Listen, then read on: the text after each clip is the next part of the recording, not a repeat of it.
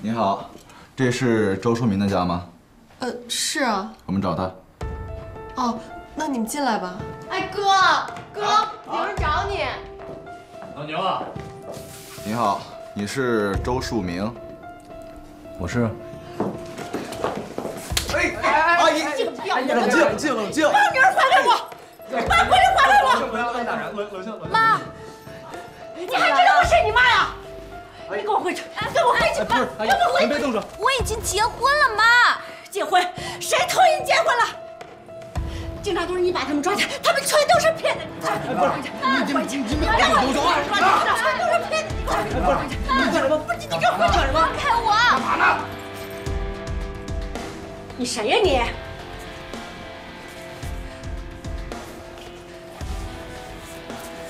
有话好好说。谁是骗子？你们家全都是骗子！你们把我女儿给骗到这儿来了！谁骗你？你们是骗子！警察都你们给抓起来！抓起来！谁骗了？你们骗子！谁是骗子？都冷静！谁是骗子？都别说话啊！你是周树明是吧？是，我是周树明。把证件给我看看。证件。好，证件，行，好吗？阿姨，啊。小杨，阿姨，你回家！你小杨，你回来！你给我回来！小杨，你干嘛回家？干嘛？这什么呀？这是！行了，阿姨，来，证件都来了。这个。你看，这结婚证是假的，这是假的！妈，你干嘛呀？别我先让我们看。你撕了我也不会跟你回去的。阿姨，这结婚证是真实有效的啊，是合法的。你们是一家人，有什么事坐下来好好说。这属于你们内部矛盾，我们管不了。先走了，好吗？来，坐好。哎，警察同志，你们不能就这么就走，你们得解决问题啊，是不是？哎，我都说了，这事儿你们自个儿解决，解决不了了再找我们，好吗？我们先走了，好吗？警察同志，心平气和了，别着急啊。先走了。哎呀，警察同志，你们不能就这么走啊！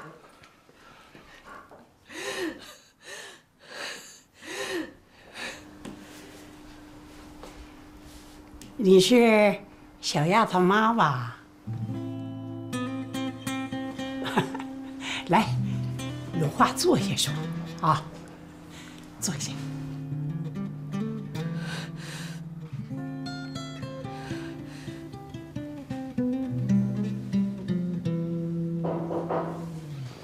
进。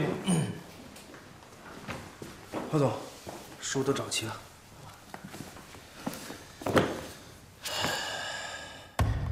这个人的书不好找，跑了好几圈才凑齐了。听他们说他的书卖的不怎么样，主要是人没什么名气。好，我知道了，你去忙吧。那我先走了。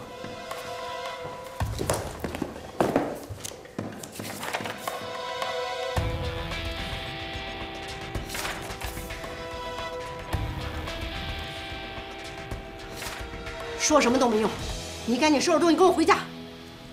我不会回去的。你说你这孩子就……小丫头妈，你今儿来呢，就是到家了，啊？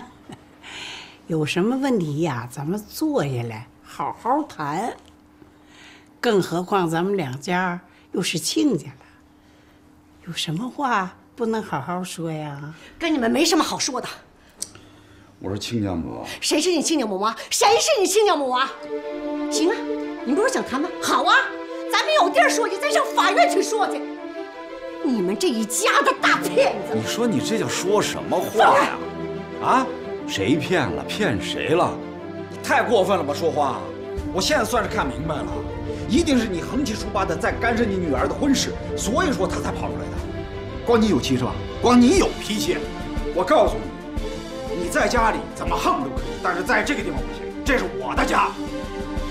你干什么呀？干什么呀？干什么呀？你们这一家全冲我来是不是？好啊，好，放马过来！我苏桂英还就不怕这一套了。我原本想带着小雅回去也就算了，既然你们这种态度，嘿，我也就变了，我就改变主意了。我今儿要不把你们搞个倾家荡产，我还就不姓苏了，我就。妈，你放开！阿姨，他们俩是登记结婚的，受法律保护。你少拿这套吓唬我！阿姨，妈，你管谁叫妈呀？啊，你管谁叫妈呀？你看你长得个人模狗样的，你跑到网上去骗那些不懂事的小闺女，你算什么本事呀？你这个骗的基因也是遗传的吧？不是姓苏的，你要撒泼是不是？现在给你脚下点个火，你是不是能窜天上去？你说什么呢你？我告诉你，我不吃这一套，不吃。我们家是正经家庭，我曾经也是一厂之长。我管你什么厂不厂家的，我跟他们是奖牌，这都是证明我们是正经人。你再怎么样，你们妈，我会口的，你凭什么讲？来奖牌，少说两句。你以为怎么样？奶奶，奶奶，奶奶，奶奶，奶奶，奶奶，奶奶。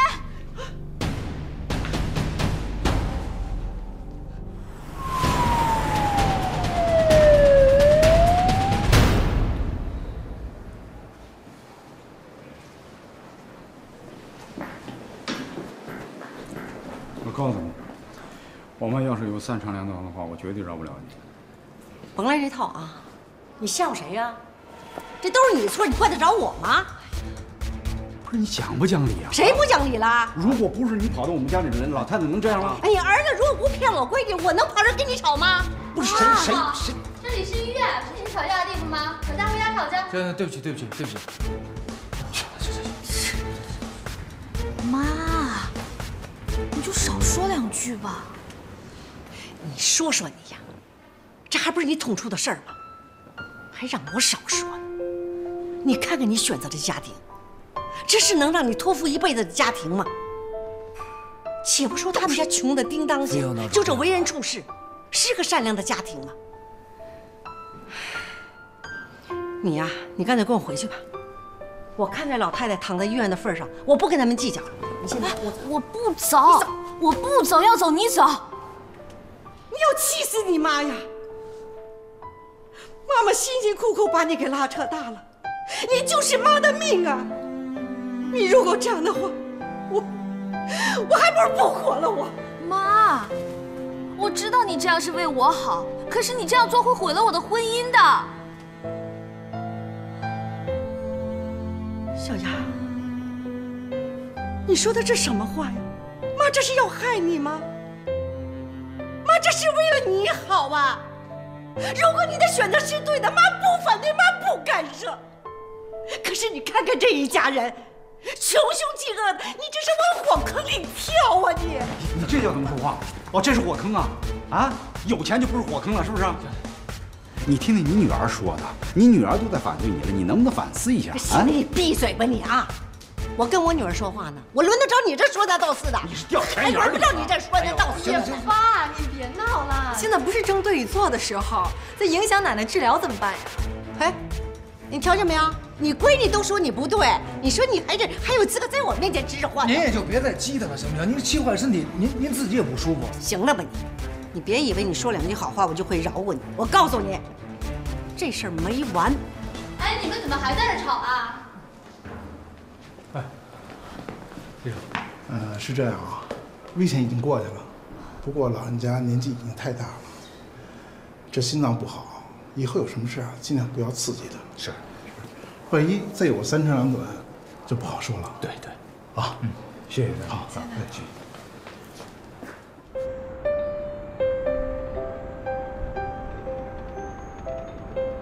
奶奶，都是我不好，您别难受了。没事啊。奶奶，我真的很抱歉，对不起啊。行了，妈，你要是觉得什么地方不舒服，你跟我说。奶奶，你想吃点什么？我去给你买。不用了，建国、小婉呐，你们先出去一下，我跟书明和小亚说几句话。行吧。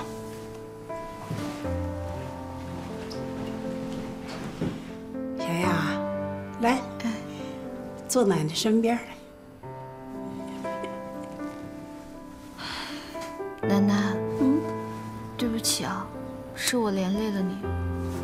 你别说对不起，是奶奶这家人呐，对不起你。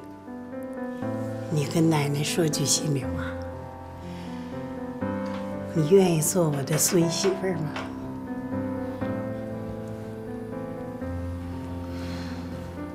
奶奶，既然我跟书明都结婚了，只要您不嫌弃我，我一辈子都是您的孙媳妇儿。其实啊，你妈她没有错。哪个当父母的不希望自己的女儿嫁一个好家庭呢？可是啊，这么大的事儿，你确实应该跟你妈说一声。是我不好，奶奶，我连累了你，你要赶紧好起来，要不然我都没办法原谅我自己。小亚，我第一眼看到你的时候，我就喜欢你。以你的条件，嫁一个比我孙子有钱有地位的，那很容易。可是啊，你选中了他，我很知足了。就算有什么事儿，都没事儿了。小明，小亚呀，为你付出太多了，你可要对她好啊！如果你对她不好，奶奶死了都不会饶你。哎呀，您这说什么呢？你答应我。我答应您，我这辈子都会好好对小亚。就算有一天她离开我了，我也还一心一意的对她，好不好？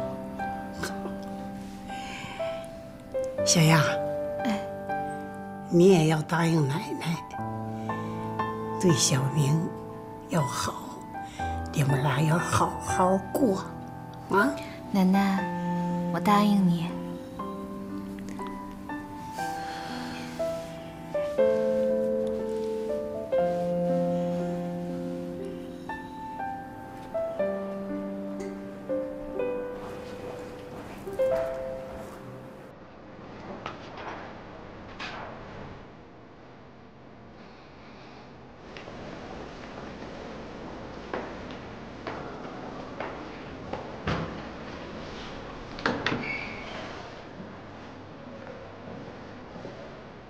妈，奶奶说让您进去聊一聊。还没吵够啊？妈，不是，阿姨，我奶奶就是想跟您谈一谈。跟他有什么好谈的？奶奶觉得不够刺激是吧？坚决不行啊！奶奶刚刚给抢救过来，她一进去，奶奶再回去怎么办？说什么呢您？不行！告诉你，这个女人嘴里喷不出什么好话来。她一进去，奶奶回去了，再不回来，我跟你说，你哭都没地方哭了。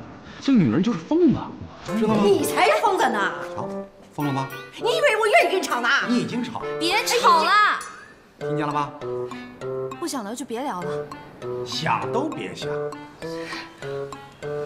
我本来就没有什么想跟他们聊的，但是现在不是有人不想让我聊吗？哎，我还就改变主意了，我还非要进去跟老太太理论理论。我倒要听老太太要说什么，我就不信，我就不行，躲开吧你！人家不喝酒，嘴皮子怎么那么利索呀？还不是因为你逼的。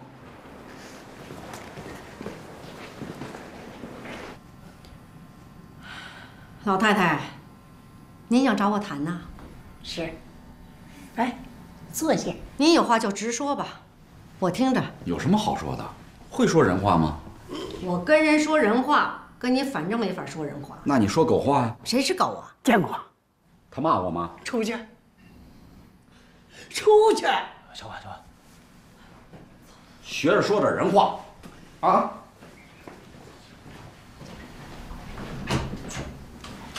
小亚，你们俩也出去吧。啊。哎。妈，你可别再刺激奶奶了。我用你教我怎么说话？小亚呀，别担心，你妈她是一个通情达理的人，要不然怎么生你这么个好闺女啊？啊，出去吧，啊。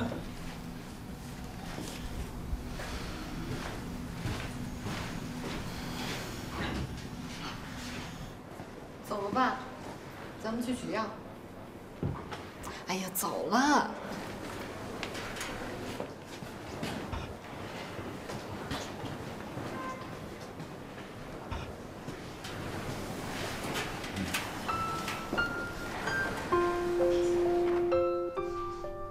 老太太，人都走了，有什么话您就直说吧。小雅他妈，来，坐下，啊，不用，站着说就行了。你看看，你又是飞机，又是汽车的，就够累的了啊，还是坐下说。啊，来，坐这儿，坐下。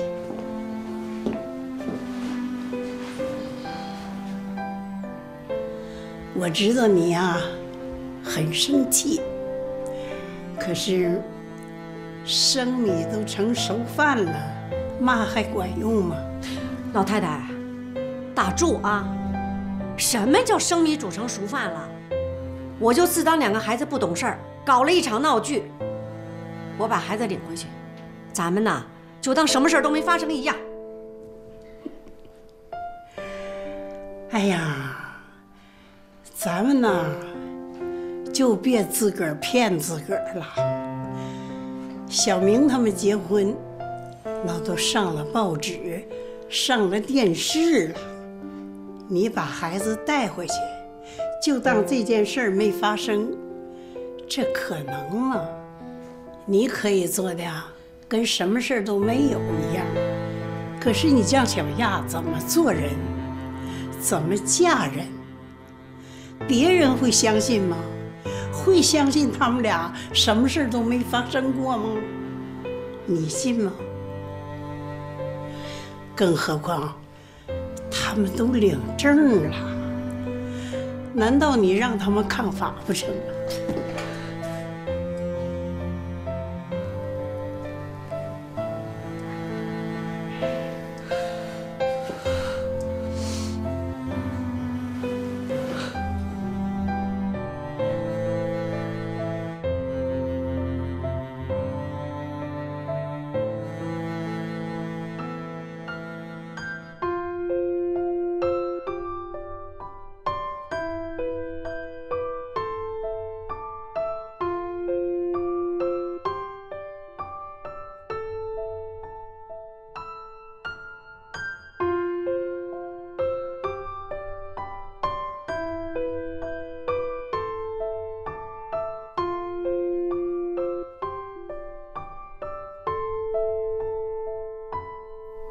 是，小亚来跟小明结婚，没跟你说，你生气，这一点没错。可是他为什么不跟你说呀？不就是怕你不同意，才没跟你打招呼跑过来的吗？咱们都是过来的人了，什么呢？门当户对，良田万顷。那都是身外之物。要过日子，那就是两个人合了脾胃，对了眼。难道你还真的想拆散这一对相爱的年轻人呢？他们相爱，他们怎么就能相爱？两个人连面都没见过，怎么就相爱了呢？我现在是岁数大了。可我知道年轻人是怎么想的，啊，他们要说相爱，那就一切皆有可能。他们要不是为相爱，能弄出这么大动静吗？不是这样的，咱呐都是当老的，都希望儿女幸福。难道你让小亚恨你一辈子？啊？你真让她成了老姑娘陪你一辈子？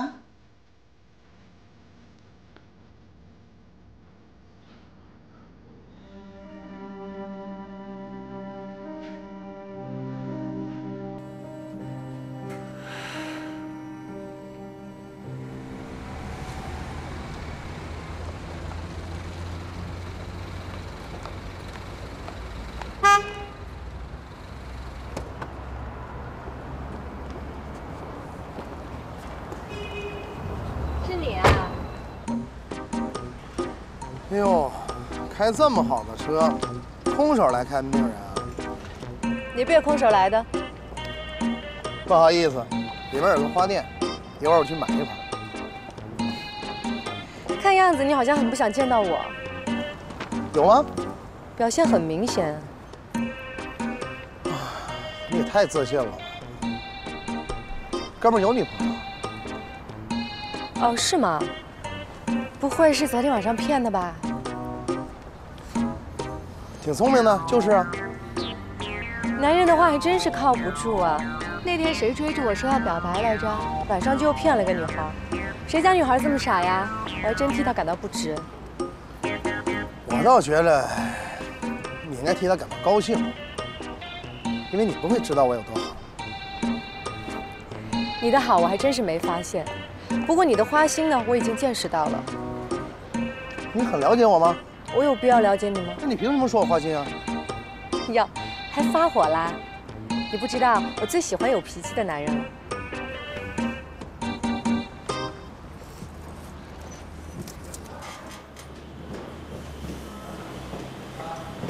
陆表，小亚，奶奶没事吧？在里边聊着呢，你什么呀？看着心情好。哎，阿姨没骂我吧？连我都骂不完，哪还顾得上骂你啊？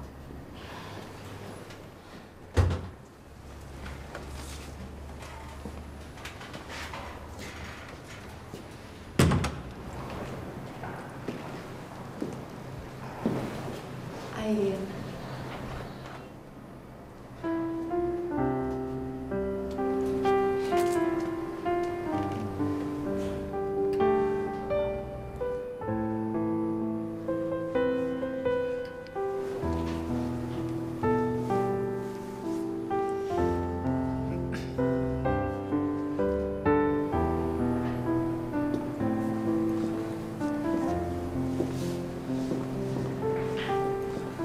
妈，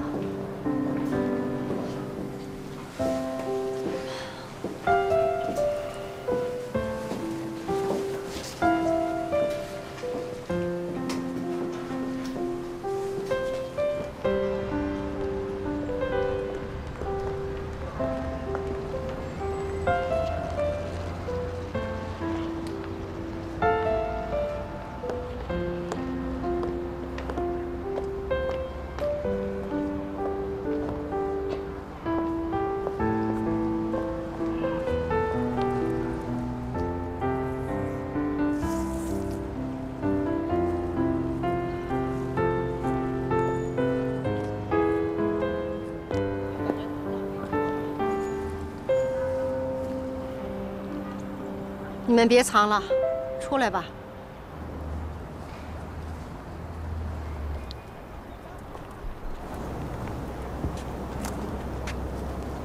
阿姨，回去吧，咱们。回去？回哪儿去呀？哪儿又是我的容身之地呀？我家就是您的容身之地。我养了他20年，他没有吃过你们家一口饭，没喝过你们家一口水，就因为他爱你，他就要离开我。管你的爸叫妈，管你的奶奶叫亲奶奶，管你的姐妹叫亲姐妹，还要照顾你大半辈子。我也会照顾您的，阿姨。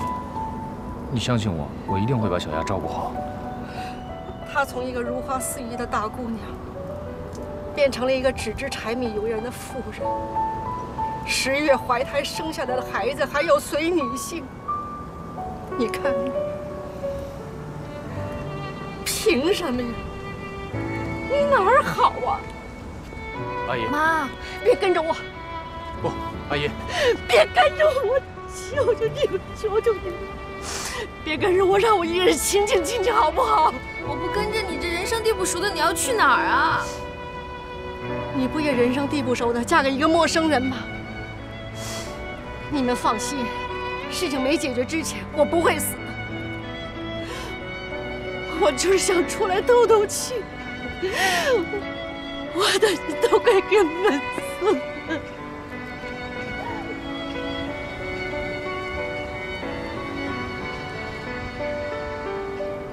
你妈这样一个人走，没事吧？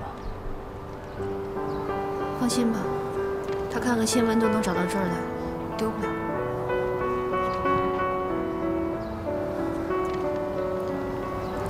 我真的做错了吗？在父母眼里边，我们也许是错的，但你放心，我们会通过时间和努力，证明给他们看。我们会越过越好，越来越幸福。到那个时候，他们自然就不会再怪我们了。相信我，小雅。谢谢。我跟你说啊，这阵打完咱就回家。奶奶，你就放心好好养着吧，其他的事儿不用你操心啊。这是搁这收钱呢。哎呀，金窝银窝，也不如我那狗窝好啊。完了事，咱就回去，回去。别那么急躁，好不好？我跟你说啊，咱回家可是回家。你见着小亚他妈呀，你得客气点儿啊！你别老耍你那臭脾气。是我耍脾气吗？你看看他是省油的灯吗？如果再这样下去的话，非让人欺负死不可。哎呀，行了吧？你说人家啊，养了30多年的大闺女啊，人家偷着跑来给你当儿媳妇儿，你捡多大便宜呀？你受点气算啥呀？啊！你还不寻思寻思呢？啊！小婉呐也快毕业了，啊，眼瞅着就要谈婚论嫁了。嘿，你要是遇着这么茬，你咋整？那他们要敢这样的话，我砸断他们的腿。怎么样？啊？搞你身上就不行了吧？啊？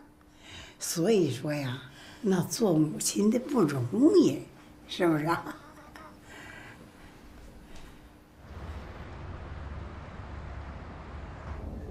小亚，你就别纠结了，说不定阿姨现在也在某个地方纠结着呢。只要你坚持住阵地，她绝对不能拿你怎么着。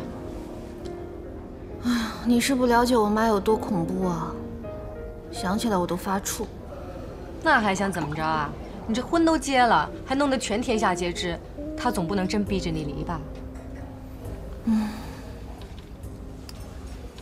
淑明，我估计你晚上回去啊，阿姨得跟你提要求了。提什么呀？争取权益啊！你想想，阿姨要不为小亚争点权益，她心里能过得去吗？怎么说，你也是把人养了20、30年的女儿给偷走的。怎么叫偷啊？我们这是两情相悦，你等着吧。我跟小亚一定让你们这帮等着看笑话的人大失所望。不是你什么人性啊？我们是来看热闹的，我们是来帮你的。淑明，其实你别说老牛这话说的难听啊，好像还真是这么回事儿。你说你就这么娶了小亚，你经过阿姨批准了吗？你经过批准吗？经过她同意了吗？经过同意了吗？什么都没有，那你就不告而取，可不就是偷吗？就是偷。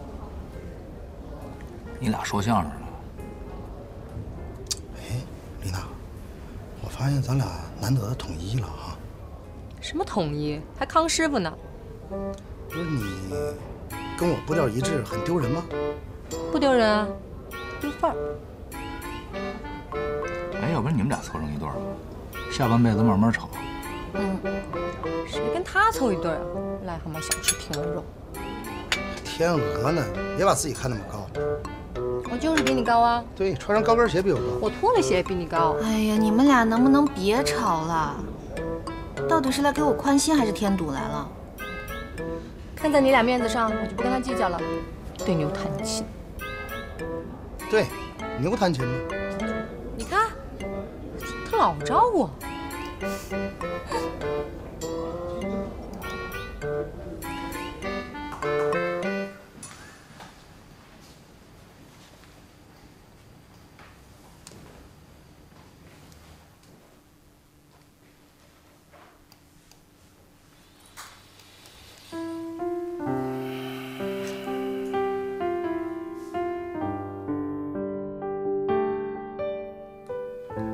小亚，你怎么这么狠心啊？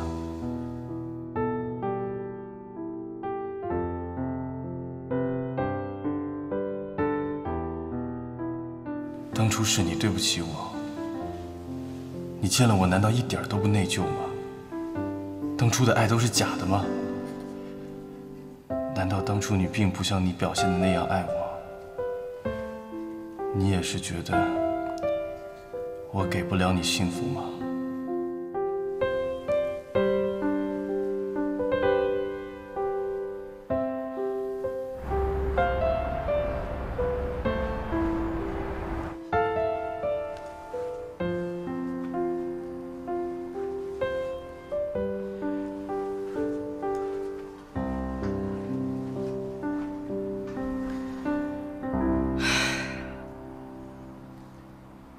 事情既然已经到这种地步了，说什么也没用了。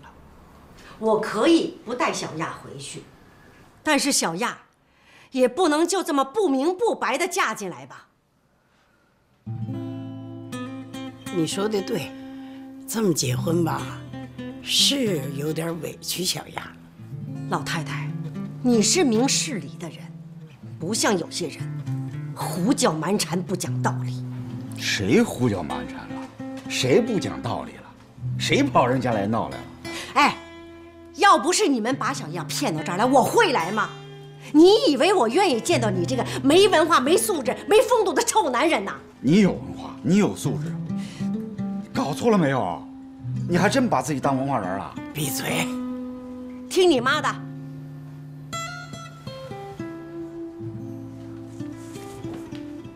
哪儿去？喝水。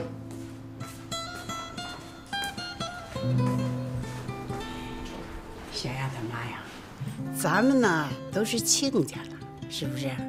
咱们再这么斗下去，大家都不好啊。你们放心，我不会乱提条件的。但是你们必须要答应我4个条件，不然我死也要把小亚带回去。妈，你又要干嘛呀？你甭管，都是你不懂事儿。没见过面的男人，你都敢嫁给他？要不是我给你收拾这烂摊子，你以后哭都没地儿哭去。我自己选的路，我自己会负责的。你，小亚，听你妈说啊。小亚他妈呀，你提的这个条件吧，我们能满足的尽量满足啊。实在办不到的呢，那你也得体谅体谅啊。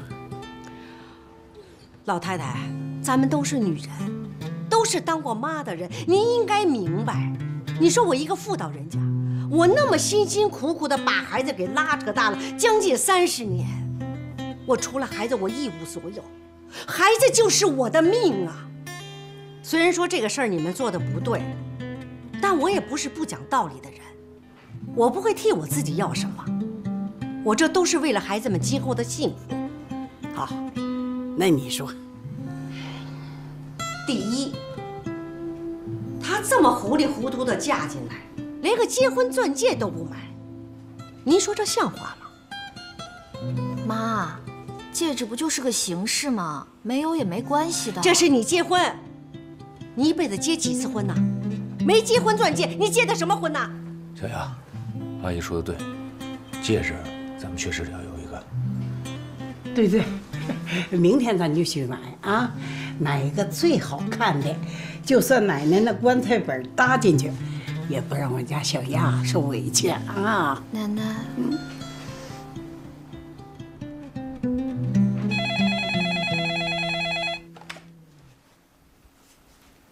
喂，喂，阿姨。娜娜，工作忙吗？我不忙，阿姨，谢谢你的招待啊。娜娜，别跟阿姨客气，我还得感谢你陪我说话呢，还照顾我们少勇。阿姨，那是我应该的。哎，对了，为什么阿姨您不请个保姆啊？没人照顾你，少勇多不放心啊。他给我请了几个，都叫我给辞了。娜娜，阿姨跟你说实话，阿姨这么多年呢，是过苦日子过来的，过苦日子的人呢，什么活不能干呢？现在生活条件好了，住在这么大的房子里呀，心里呀没着没落了。阿姨，只要您不嫌我烦，我以后没事儿就去多陪陪你。我哪能嫌你烦呢？我高兴还来不及呢。那我下了班就去看你。哎，好，娜娜，常过来哦。阿姨再见。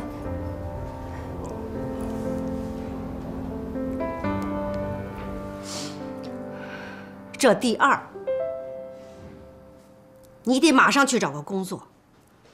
你说你一个大男人，整天糗在家里什么都不干，你将来怎么养活家、养活老婆？怎么供孩子读书啊？妈，书明他有工作，他是个作家。哎，行了行了，你妈是多年的文艺工作者，我还不懂得这个作家是怎么回事？哼，现在出版业这么差，有几个作家靠这个专职能挣钱养家的？我今天还特为到书店去转了转，人家说了，你周淑宁的书是进过，但是卖的不怎么样，没人买。您说的没错，但我可以写出更畅销的书。哎，得啊，打住！您甭跟我说这个，您爱写什么写什么，我管不着。我这么大岁数，我也没那文艺范儿。反正你靠写书养家，那是绝对不可能的。这个我答应你，还有什么？说吧。您答应什么呀？您听见人说什么了？你以为你还是一人吃饱了全家不饿啊？你现在是有老婆的人，知道吗？哎，周建国啊，你可算是说对一次了。谢谢。前边的我们都答应，后边怎么样？还有什么？这第三，你们得去买套新房，起码先付个首付吧，然后再慢慢的月供。结婚怎么也应该有套新房子吧？妈，房子的事情以后再说吧。你这么会替他们想，他们谁把你当回事了？他们都把你当免费送上门的便宜货了。说你这孩子，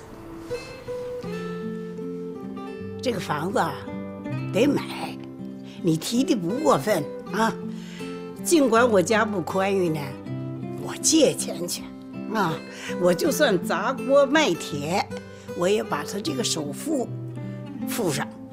然后呢，他们有了工作以后，他们再月供。妈，你说的太轻巧了吧？你上哪儿借去？就是借回来了，你最后我们拿什么还呀？闭嘴！阿姨，房子的事儿是不是能缓缓？我很快就去找工作，找完工作以后，我就给小亚买新房，可以吗？什么？你工作了就买房？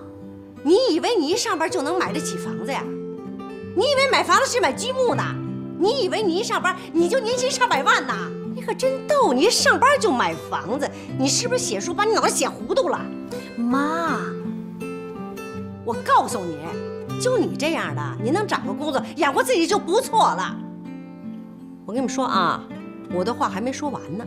这个房子不能低于100平米，而且必须在市中心。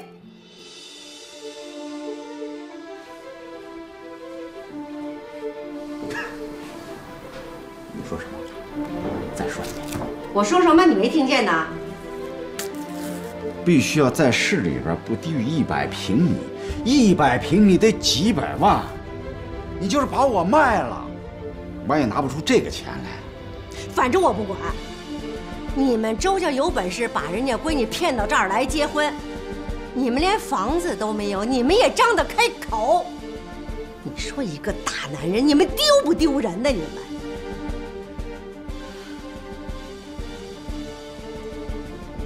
那好，妈，今天我来做个主，好吧？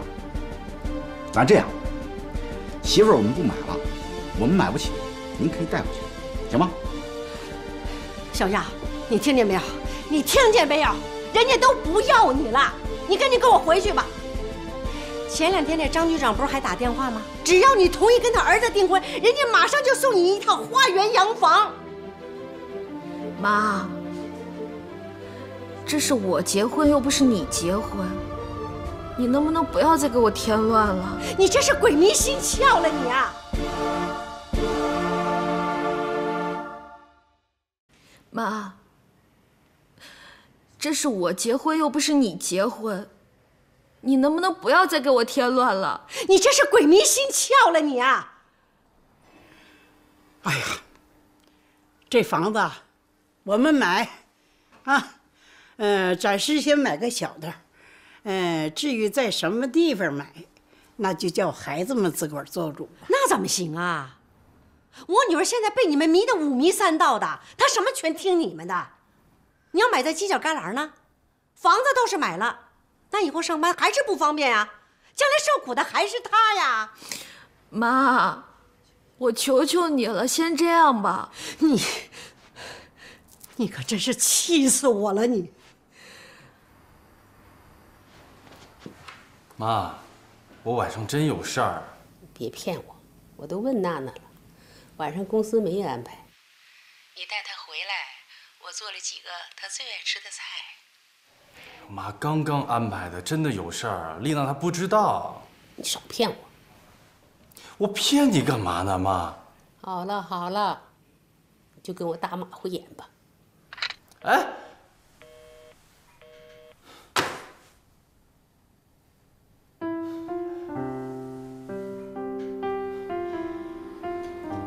小雅他妈，别难过了啊！咱们呐都是当父母的过来的人，谁的孩子谁不心疼啊？可是现在咱们条件差点儿，让小亚呀受委屈了。我相信以后会好的。好，这个条件我答应你们，但是我还有一个条件，你们必须要答应我。我女儿千里迢迢的，连妈都不要的往这儿跑，还闹得满城风雨的。如果周淑明将来对我们小亚不好，你说你让他怎么活？所以，如果以后周淑明要和小亚离婚，房子必须归小亚。什么？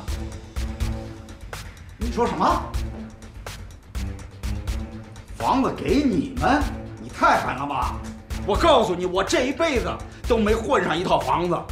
刚才在想是不是借钱买一套房，你要把他骗走，你太贪心了吧！我明白了，我明白了，原来你是想骗一套房子，对吧？我还纳闷呢，为什么没见面就能结婚？原来你们是打的这主意。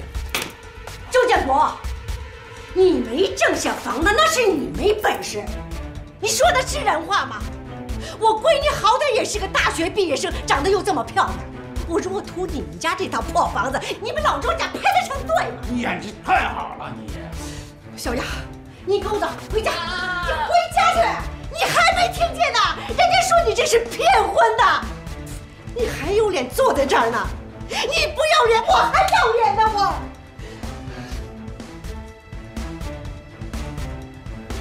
爸，小亚不是这样的人，我觉得你这话说的太重了。闭嘴！你还糊涂啊？人家过来是要你那套房，不是要你这个人。你闭嘴！立夏，奶奶，奶奶，奶奶，奶奶，气死我！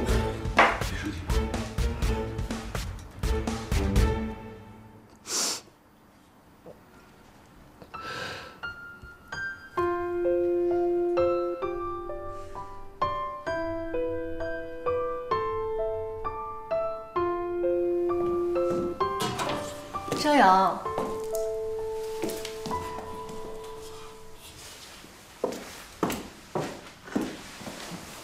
今天下了班我跟你一块回家。阿姨刚才打电话说晚上一块吃饭。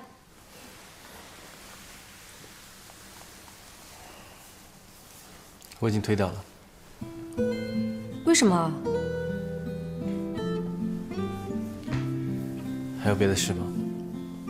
没有的话，去工作吧。好。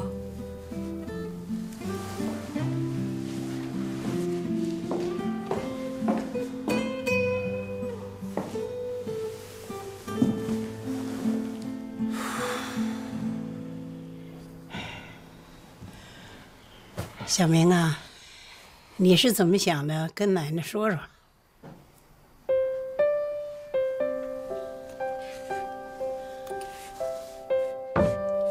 你不喜欢小丫？其实啊，奶奶都看出来了，你是喜欢小丫的，就是啊，怕奶奶这身体再这么闹下去，怕我承受不了，对吧？小婉，你怎么看呢？我觉得嫂子人挺好的，就是她妈妈让人受不了。这个亲家我们就结不起呀。咱这么着啊，也先不看小亚和他妈的问题，婚宴上花了几万块钱，咱也不管，咱就说明天，明天亲戚朋友问起你们，说这媳妇儿怎么样啊？那你说我们家买不起房啊，人媳妇儿不要小明了，你还做人吗？小明以后怎么做人呢？啊，我呀活了80多年了，看人的眼光啊还是有的。小亚这孩子啊，不光是人好啊，心也好。虽然说吧，小亚他妈有点计较，可是啊，得替人家想想啊。你们这婚结的也真是太突然了，大家都不能有个了解的过程，人家也不知道咱们老周家的为人呢，他能不担心吗？啊？是，我错了，奶奶。行了，那什么，小明，去跟小亚和小亚他妈说一下，把咱们的意思说清楚了，问问他还有什么要添的，就最好是一次性说完啊。奶奶，去吧，咱们是南方啊，要大度一些，别什么事儿都计较。去吧。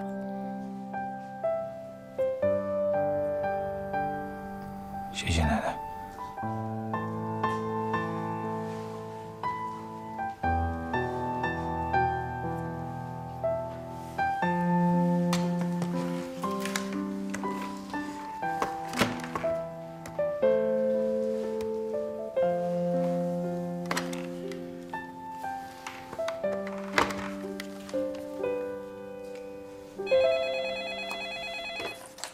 喂，丽娜，你来一下。好，我马上来。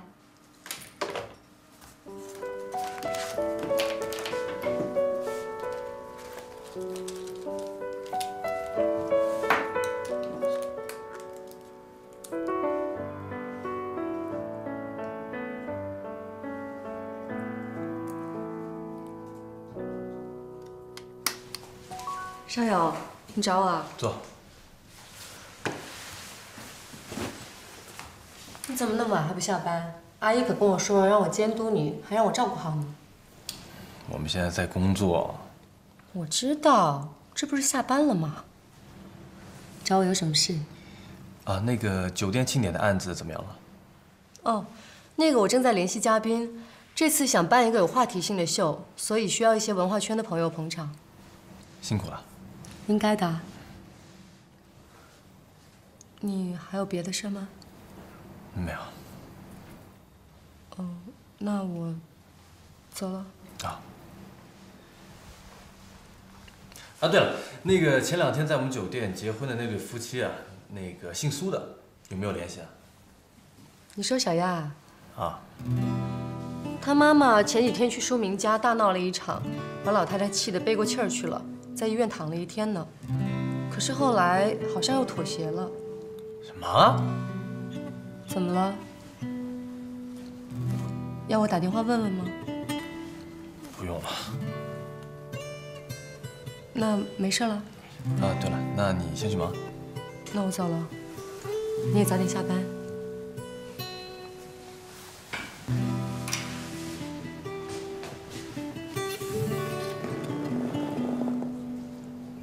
少勇，看来你还是很关心苏小亚，只可惜人家都结婚了，而且显然对你没什么留恋，你就别惦记了吧。丽娜，加油！少勇是你的，谁也抢不走。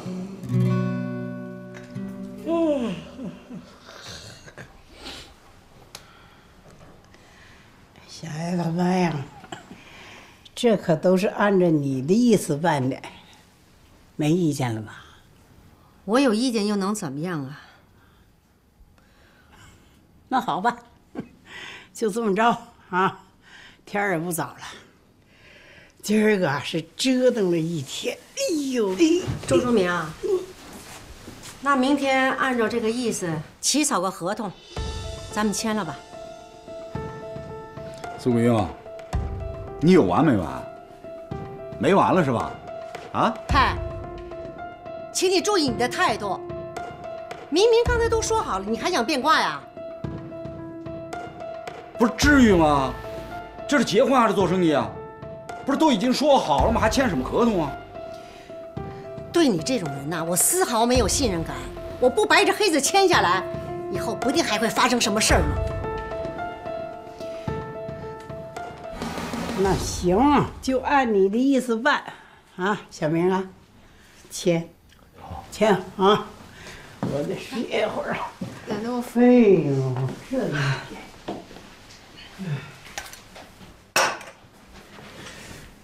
我说啊，那合同签完了，你是不是就可以走了？哎，我说你说的这是人话吗？我能就这么走吗？就冲你，我敢把闺女扔在这儿就不管吗？那还要怎么样？把家拆喽，把人都折腾翻了？嘿，是你们折腾我，还是我折腾你们呢？啊，你想想看，要不是你们，我现在正在家听着曲儿唱着戏，我挺好的，我开心的不得了。还是我折腾你们，亏你也说得出来。你说说你这种人呢，你心里得有多阴暗呢？你是妈，你能不能别闹了？是我在闹吗？你说哪有这么欺负人？他有这么说话的吗？妈，打住！在我没有认可之前，你还别瞎喊。阿姨，您说的我都答应。太晚了，赶紧睡吧。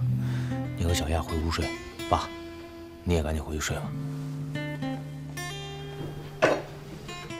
委屈你们俩了。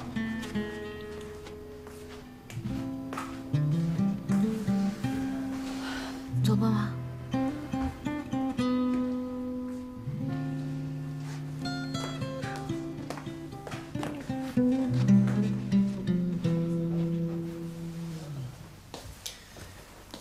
妈。妈，回来了。儿子回来了，来，坐妈身边，跟妈聊会天。好。哎呀，儿子啊，累不累呀？不累。注意身体啊。放心吧啊。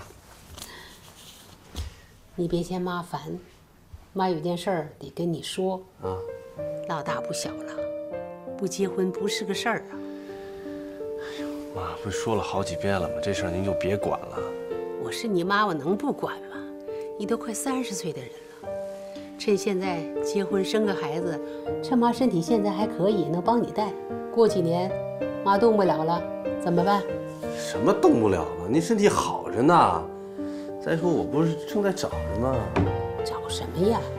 我看丽娜就不错。妈，这事儿您就别操心了。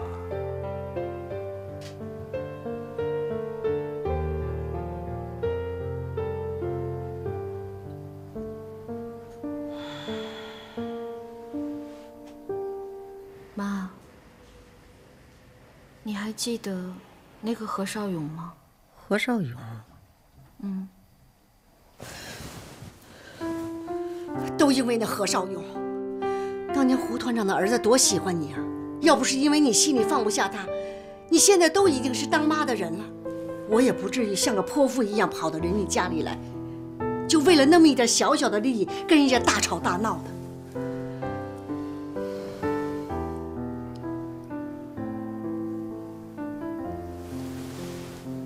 你怎么忽然问起他了？没什么。你是不是又去见他了？小丫，我告诉你，你现在已经结婚了。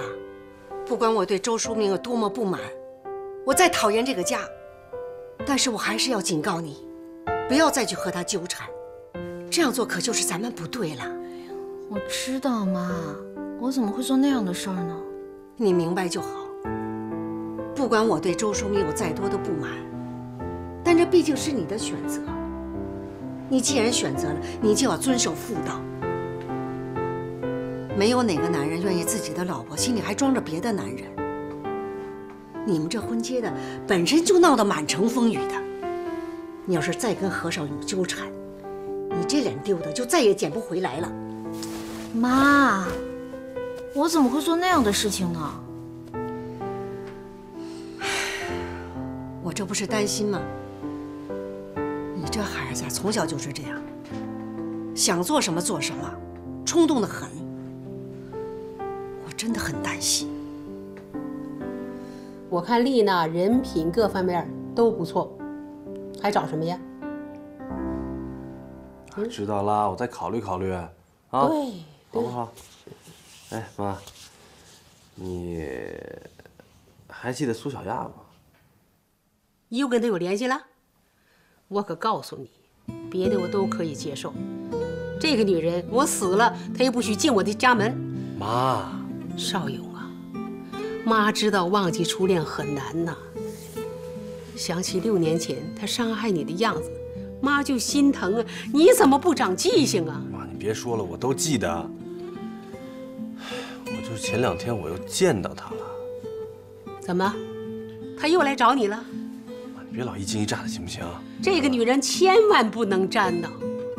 当初她看咱们家穷，现在你有钱了，又回来找你，她看中的不是你的人，是你的钱。妈，你想多了，人家结婚了，在我酒店办的婚礼。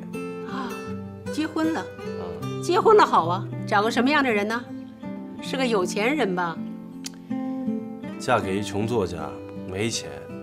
他妈妈前2天还到男方家里去大闹了一场。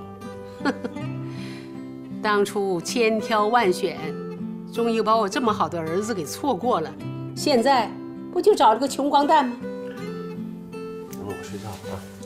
哎，少勇，我跟你说，结婚的事儿你要认真考虑啊。我看丽娜各方面都不错，好吧？哎，你要没时间，妈替你做主了。妈，我真的太累了，我先去睡觉了啊。这孩子，妈以前反对你跟何少勇在一起，现在想起来也有点过分。不过你们也应该替妈好好想一想。你们当时刚刚毕业，连工作都没有，那你就非要闹着结婚的，你说我能同意吗？还有那个何少勇，他是不是有点太自私了？他明明知道咱们2个人相依为命的，妈就你这么一个女儿，这个世界上妈就你这么一个亲人，可他还非得要拉着你去私奔，把你从我身边夺走。你说说，你说，你们当年怎么就那么狠心？小丫，我觉得男人应该有担当，这不仅是对他身边的女人，还应该对他身边女人身后的家庭多想一想，是不是啊？你说这样的男人，他能给你幸福吗？妈，这不都过去了吗？你就别再纠结了啊！妈这个人是有点自私，妈是真的舍不得你。你在妈的身边，妈就觉得踏实。妈原本想啊，给你找个上门女婿，结婚、生子，妈就像拉扯你一样拉扯你的孩子。可是你现在忽然远嫁他乡，跑到这么远的地方，妈就是想照顾你，照顾不了啊。妈，妈这个人呢，真的就是太要强了。有的时候我觉得自己都不像个女人。可你知道这是为什么吗？这都是为了你。再大的苦，再大的罪，妈自己都能承受。可是我就是不能让你受委屈，你知道吗？妈，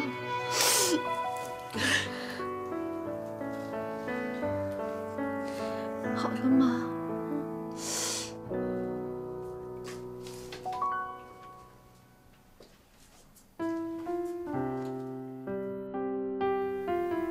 苏小丫，是我看错你了，还是我妈看错你了？你究竟是个什么样的人？我怎么忽然就看不懂你了呢？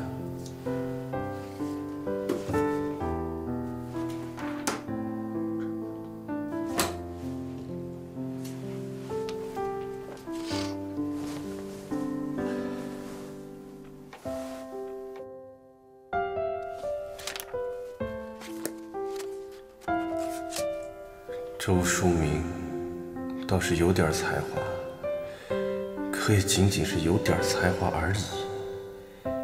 看来你骗到苏小丫，靠的就是这点小机灵。小丫，你也太容易上当了。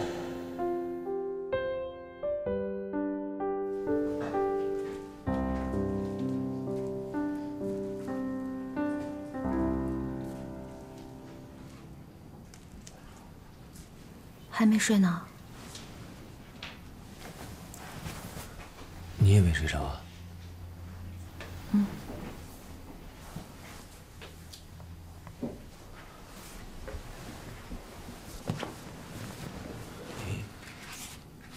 要不要聊一会儿？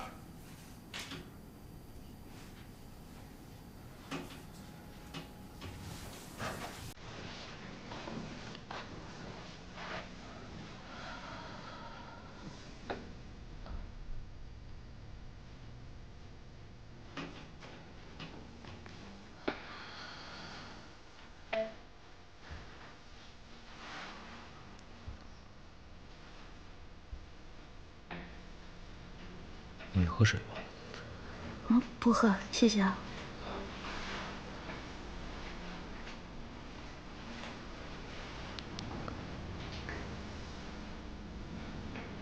对不起啊，虽然我知道我妈很闹腾，但是我没想到，这次她居然闹得天翻地覆的。嗨，我爸也没闲着，一进家门就让你受这么大委屈，应该我跟你说对不起。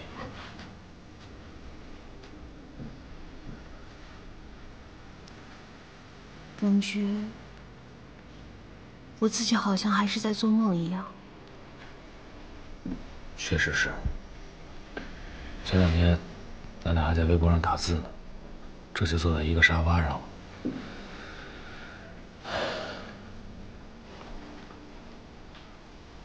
我说实话，我是没想到你本人这么漂亮。我刚一开始没太在意你微博上的照片，因为现在 PS 技术很强。但是我在文字里边能够感觉到，你是一个坚强、善良，而且敏感的女孩子。我很喜欢你写的东西。谢谢啊。那你对我的第一印象是什么样？第一次看你照片的时候，就觉得这个人还挺顺眼的。后来看了你写的文字，觉得你是一个很有思想、很有内涵，也很有才华的人。虽然有时候显得跟这个世界有点格格不入，但是这也是你的魅力所在啊。之后去读了你写的《致我们终将遗忘的爱情》，说实话，这本书我是哭着看完的。里面有很多篇章都跟我的经历非常相似，那些东西真的是深深地触动了我。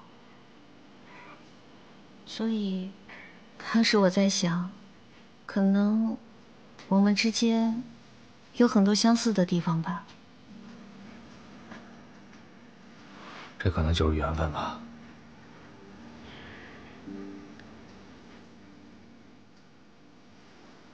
咱俩结婚的事儿，的确挺疯狂的。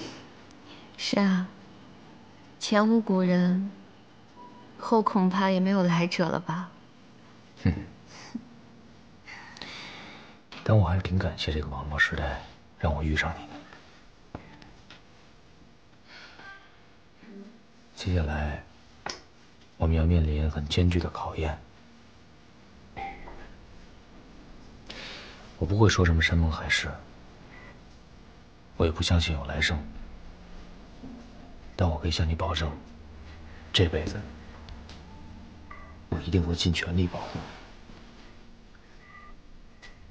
你。你相信一见钟情吗？以前不相信，这会儿我觉得这东西存在。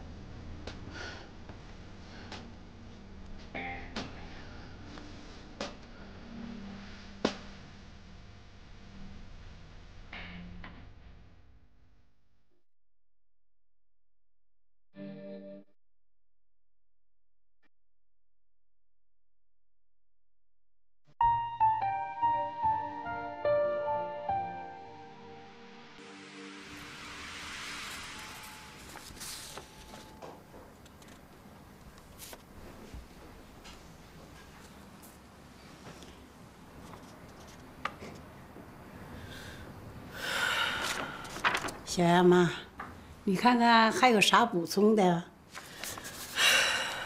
没有了。那你们签字吧。哎，老大，签字。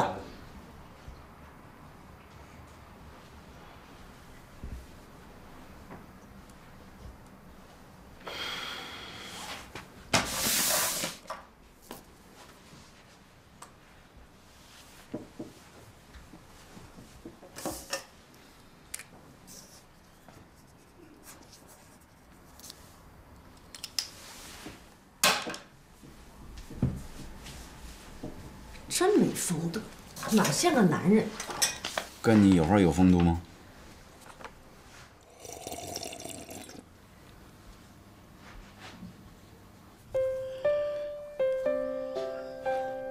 小明，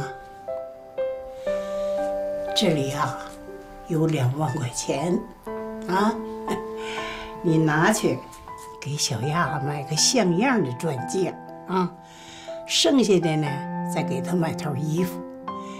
你说你啊，结婚这么突然，连套衣服都没给买，真是说不过去。拿着，奶奶，我哪能要您的钱啊？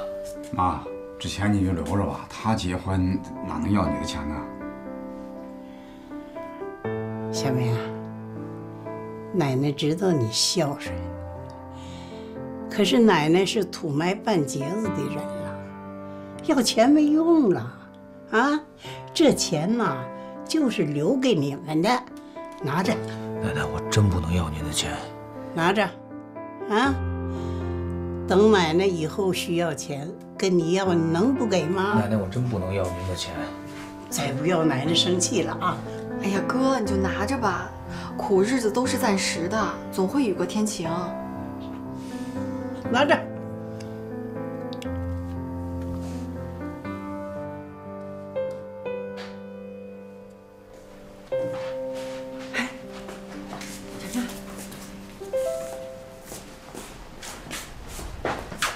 干嘛呀，妈？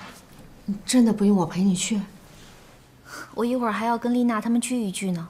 你要是去了，大家都放不开了。我告诉你啊，这钻戒一定要买好一点的，至少得2万块钱以上的。还有这个，就算以后离婚也不用还回去的。妈，你这么想让我离婚啊？你说什么呢？我这不是说万一吗？还不是因为你傻呀，一点也不为自己考虑。我要是再不替你想着，以后你被人卖了还帮人数钱呢。好了，妈，那我先走了。你下午没事就出去逛逛，有事给我打电话。我能有什么事儿啊？我除了为你操心，还有什么事儿啊？好了，妈，啊，走了。没心没肺。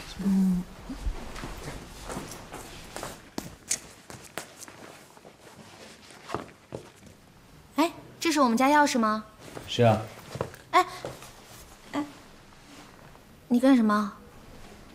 我看到你这个鞋张牙舞爪的，我想把它恢复平整。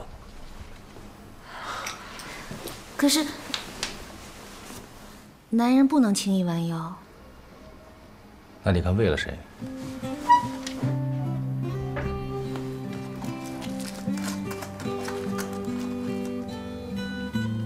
换脚。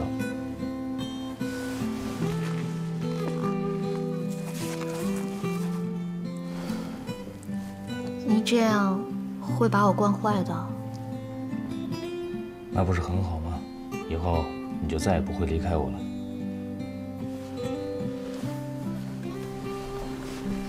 绑得很紧，肯定崴不着。准备好了吗？我们走。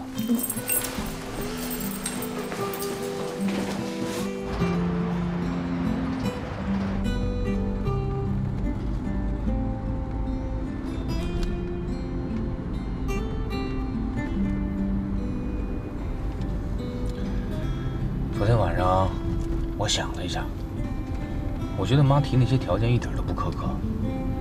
她一点一点把你拉扯大，你又是她的贴心小棉袄，就这么突然一下被我给抢走了，她心里肯定不舒服。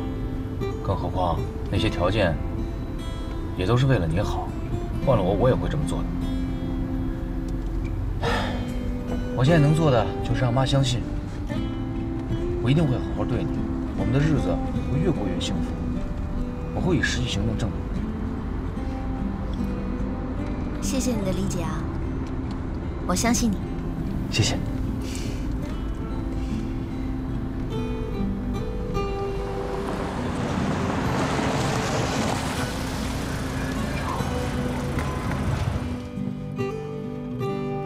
头发乱。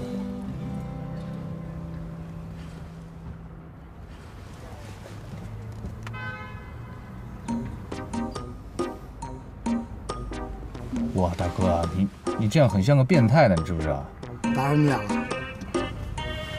真可以，你这。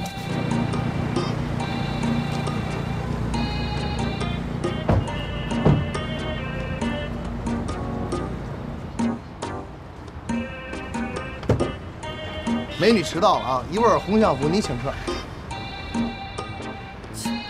狗嘴里啊是吐不出象牙的。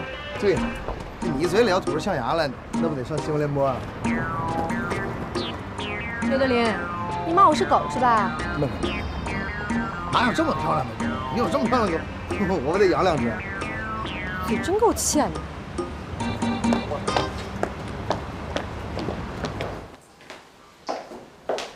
怎么样，小丫？你妈妈算是彻底屈服了？怎么可能啊？她呀提了一大堆条件，现在啊，也只能算是暂时安定下来了。那周淑明呢？来，采访一下新婚燕尔有什么感想？其实啊，有时候我觉得结婚呢就像是在考试，每个人都交卷子了，你心里就会着急。交卷的人越来越多，只能也把自己草草的交了。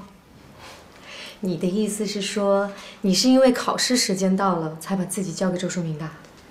刚开始真的是啊，不过现在觉得每个人的卷子都不一样，先结婚后谈恋爱也挺与众不同的。女人还真是挺麻烦的啊。我告诉你啊，都说女人离不开的不是爱情，是镜子。我估计他俩肯定在那嘀咕什么，无外乎就是叙旧。我觉着不是叙旧，一定是在秀幸福。你怎么那么阴暗？你看这你就不知道了吧？女人在一起就2件事，一是八卦，2就是攀比秀幸福。哎，你呢？事业现在干得这么好，什么时候也考虑一下自己的终身大事啊？我还不知道呢。反正少勇他妈妈是挺着急的，说要抱孙子了。你们都已经到讨论孩子那一步了，挺好的呀。说是这么说，但是少勇好像跟他妈妈有不同的意见。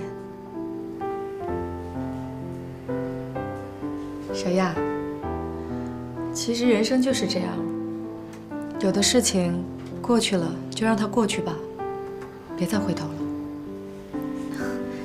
当然了，过去的事情都已经过去了，泼出去的水怎么能收得回来呢？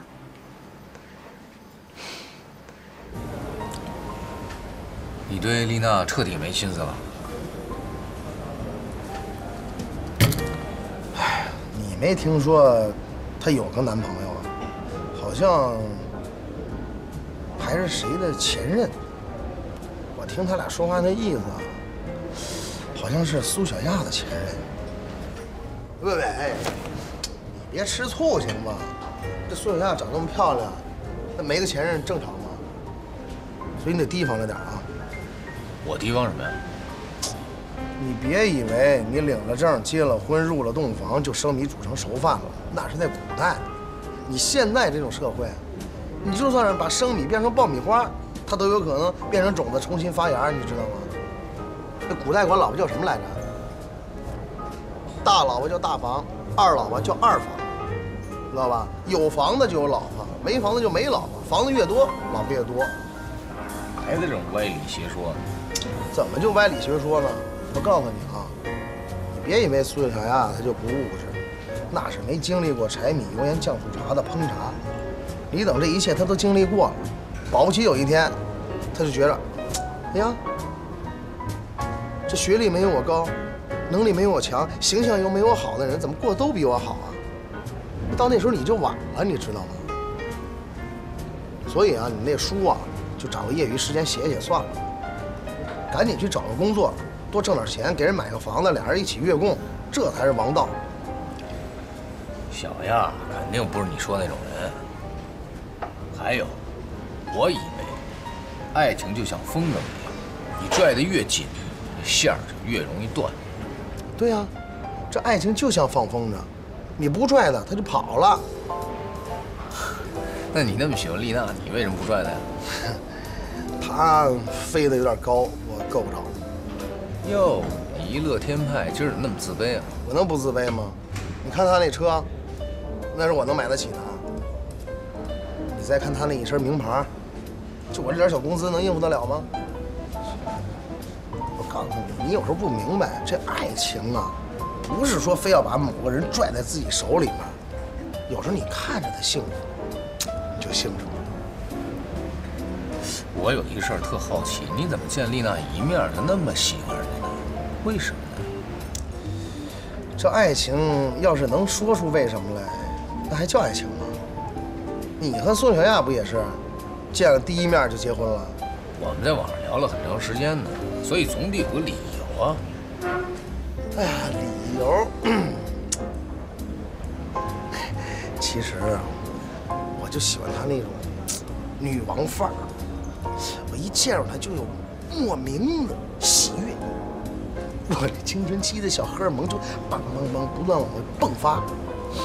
那你俩为什么一见面还掐呢？掐是一种掩饰。掩饰什么？掩饰我这小心脏。其实我特别自卑。创新和服务才是现在企业的生存之道。你要我给你机会，就凭这份提案，那是不可能的。还有什么？凭你的漂亮吗？我的漂亮可以赢得你的合约吗？我觉得你高估了自己的魅力，也低估了我的品味。你是在侮辱我。没有任何一个女人可以凭她的姿色从我手里拿到不属于她的东西。过去没有，现在没有，将来更不会有。 贺总，我刚跟你开了个玩笑。工作没有落实，我回去会尽快重新再做一次给你。看在张局的面子上，我已经给过你一次机会了，可是你并没有拿出我要的东西。我觉得你是对我还有对我公司的一种轻视。我是不会把业务交给你的，就这样吧。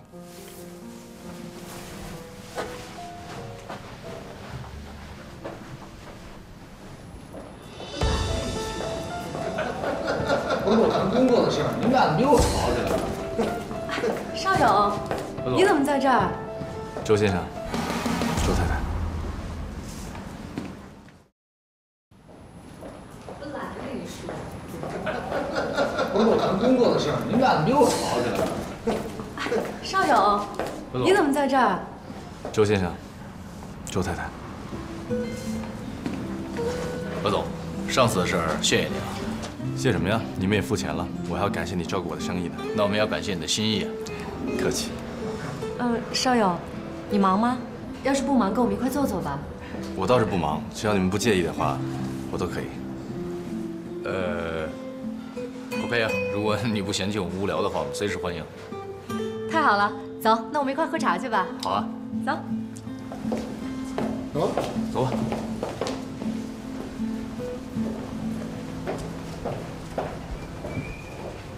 现在都兴这个啊，年轻人戴个钻戒，哎，就不知道这钱呢够不够呢？我就说当初就不应该全答应这个女的，这是娶媳妇还是买媳妇？当老人的活着啊，就是为了孩子啊，咱家就这么2个。 我就算啊为小明掏空了家底儿，也值。这个钱要花到小亚身上吧，不白花。那是。快开门，开门吧。哎，来了。妈，吃点土豆丝儿，今天炒的好吃。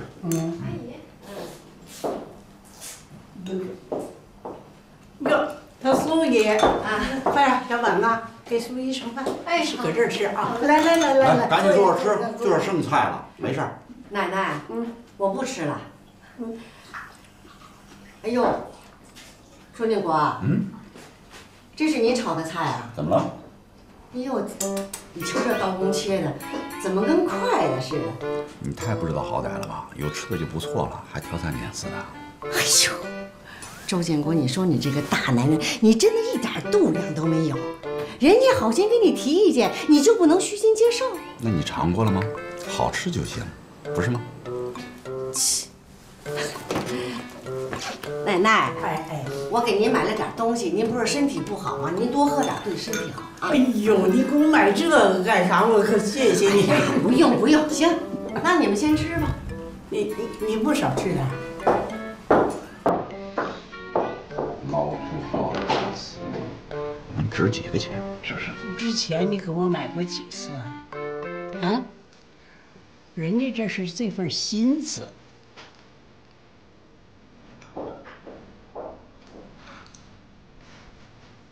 邵勇这大红桃啊，可是武夷山的极品，好几万1两呢。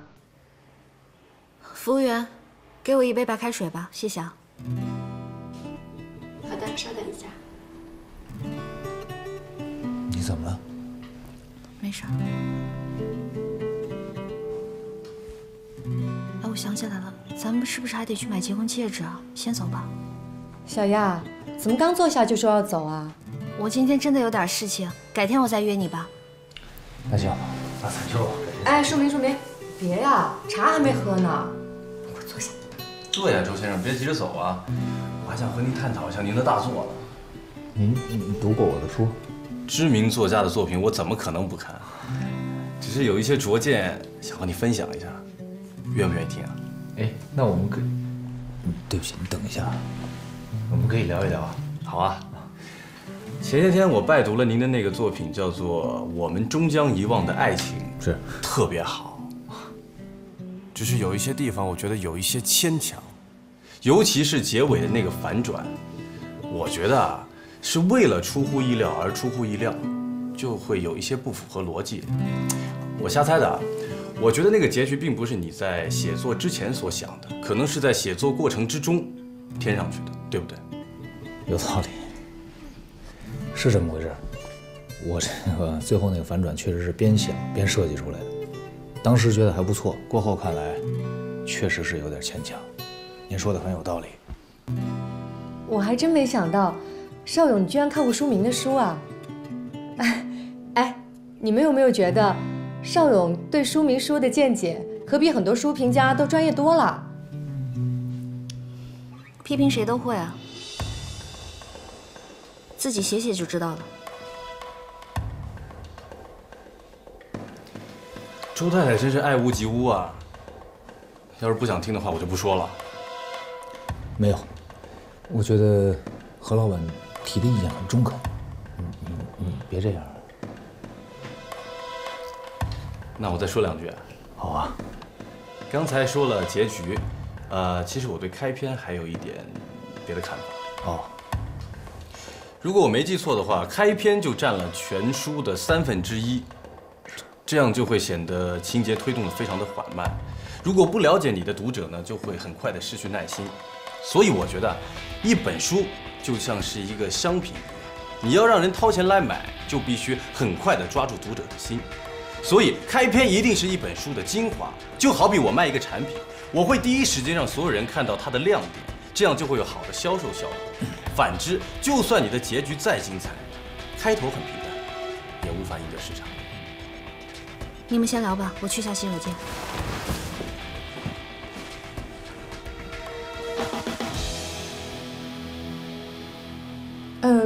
书明，我觉得邵勇说的也挺有道理的。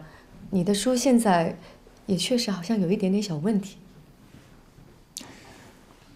我个人跟何老板的观点有点分歧啊。我认为呢，商人是以利为本，只要赚到钱就是好商人。作者不一样，还是得要过良心这一关，凭良心说话。可能开篇呢，这个色情暴力重口味，很多人会喜欢。咱不说是不是能够通过审查，但我自己良心这一关过不去，何况现在的读者没那么好忽悠。没想到周先生还有这种古代文人的普世情怀啊，厉害！这个普世情怀真谈不上，也别古代文人了。我知道我这个呢，就是一个泡沫爱情故事，但即便是泡沫，我也希望它是一个真诚的、认真的泡沫。何况我不喜欢急功近利，我觉得写作就是一个乐趣。但据我所知，专职作家收入并不是很高。那么周先生又是写作就是图一乐，那么生活一定还是很辛苦吧？辛苦看怎么看，自己乐在其中就不辛苦。最重要的是，我的妻子并不嫌弃我的贫穷，我还很幸运，她很支持我这样。周先生好福气。我去洗手间，琳达招呼一下。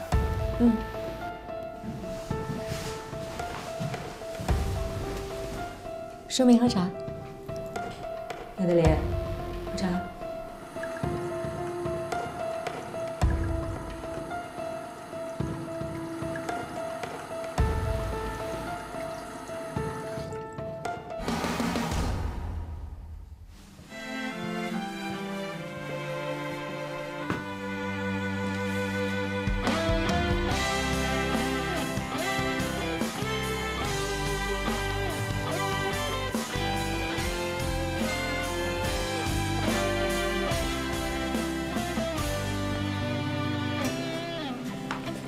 小亚，我知道你不敢跟我说话，是因为你觉得我说的有道理，你怕想到过去。我也看得出来，你时刻都在提醒自己你是周淑明的妻子。没看出来你还挺自以为是的。你为什么要躲着我？我干嘛要躲你？你还要装到什么时候啊？我有必要装吗？苏小亚，你凭什么这么对我？你不内疚吗？那你要我怎么样？怎么变成这样了？是我变了吗？你看看你现在这个样子，高高在上，盛气凌人，是不是全世界都要顺着你的意思才能合情合理呢？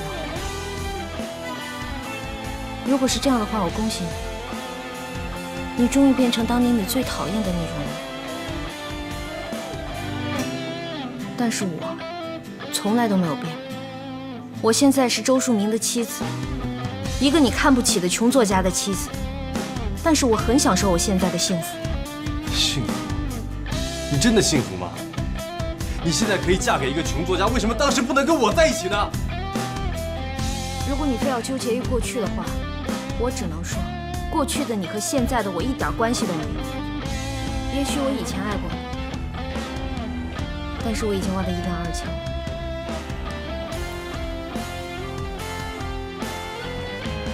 小亚，请你不要再来打扰我的生活了。你知道结婚证为什么是红色的吗？它就是为了告诉结婚的人，从领证的那一刻起，过去所有的一切都结束了。红灯停，你懂吗？如果你再这样咄咄逼人的话，那我们连朋友都没得做了。还有，以后也不用再见面了。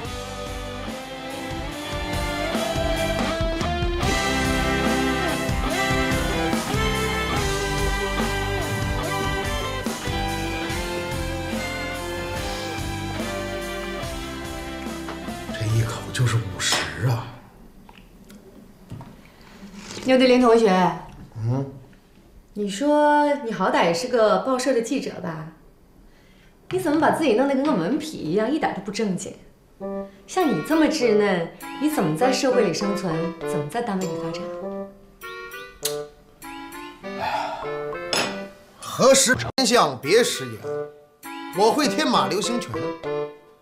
任你东风恶，我自西风破。所以啊，你还是管管你自己的事儿啊。哎，你是生怕别人不知道你读过几年书啊？现在这个社会，谁比谁的学历差呀？哎呀，再来50。没事吧？没事。小亚回来了，哎，喝一杯啊，好几万呢。牛德林，能不能不要那么酸溜溜的？小亚，喝茶。丽娜，我刚才说话没有冒犯到何老板吧？没有啊，怎么会呢？我也觉得是，就是一些价值观的分歧。我们先走吧。好。那等何老板回来以后，你替我跟他打声招呼。我先给他打个电话吧。不用了，我们就先走了。先走吧，还有事儿。走啊。行。哎，小亚。那明天你要没事，我去你家接你，咱俩好好聊聊。嗯。哎，礼包。别忘东西了。哎啊。好。慢点啊！留步吧，别留步。谁送你？拜拜啊。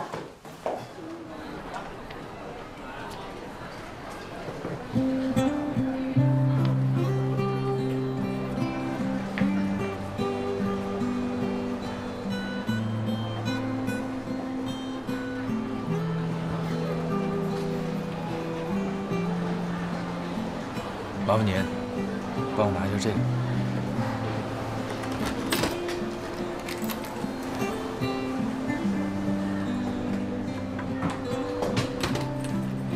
谢谢。不客气。你的视线在这个戒指上停留的时间最长，是什么？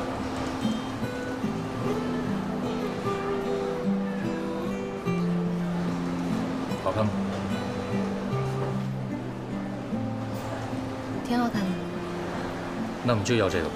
哎，别啊，我们再看看吧，谢谢你啊。不客气。别再看了吧，我们把这所有的店都转遍了。说你是不是傻呀？这小亚是给你省钱了，你看不出来？哎呀，别给他省钱啊！我觉得这个挺好的，这钱不能给他省。我不是在给他省，我是给我自己省。我马上就要买房子了，钱本来就不够用，这个就不买了。小雅，这钱真的不能少。戒指不就是个意思吗？再说了，我们不都已经有结婚戒指了吗？以后等你挣了钱，再给我买个更好的。就这样吧，走了。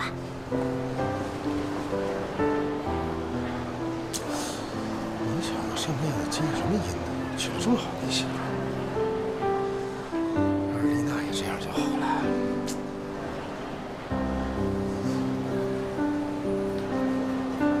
对不起。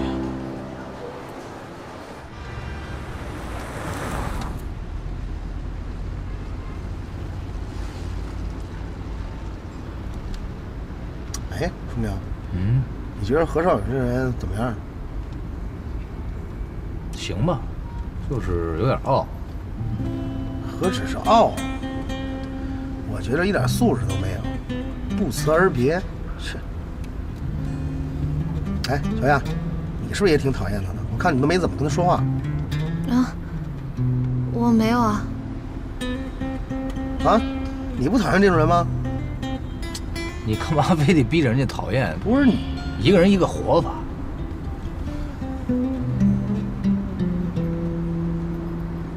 哎，我跟你说点正事儿，你跟你们编剧部说一声，给我找一活干吧，行不行？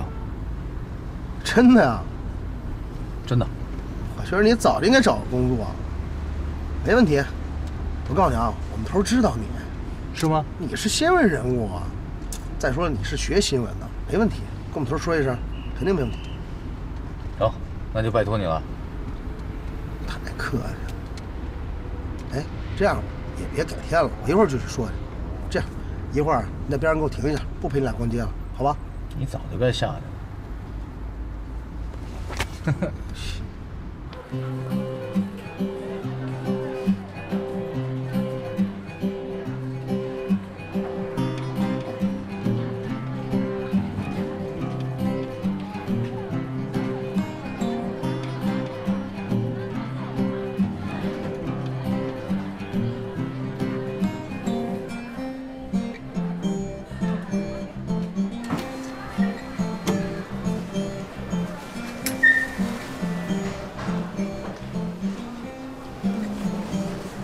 是这件吧？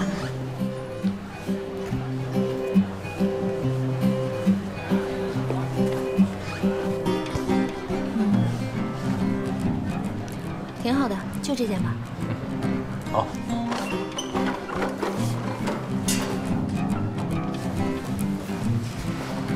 哎，哥嫂子，你们回来了？干嘛呀？面试去，等我挣钱了，请你们俩吃大餐啊！好啊。太天真了，哪那么容易挣钱？先把自己喂饱了再说吧。天真点不好吗？我可不想那么快长大。不想那么快长大，你长个傻大个。你不也是吗？好了，赶紧去吧，好好加油啊！好，走了啊！加油，我老妹是最棒的啊！拜拜。好。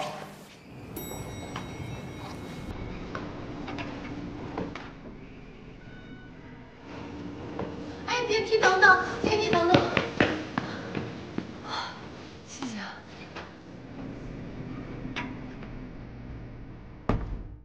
去几楼B2。